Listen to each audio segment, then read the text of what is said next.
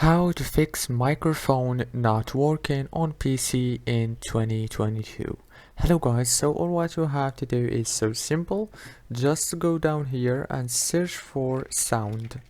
Now click on sound settings and go down and you will find your microphone right here. If it's not working, all what you have to do is go to the sound control panel right here. Now go to recording. And here you go. Now right here you will find many options.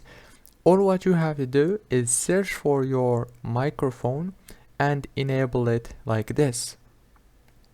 And after that your microphone is gonna be working. And if it's not, even if you enable it, all what you have to do is go to your microphone and go to properties and go to levels and make sure this is on 97 or 100%. And yeah, after that click OK and everything is gonna be done. Don't forget to like, subscribe. Thank you so much for watching.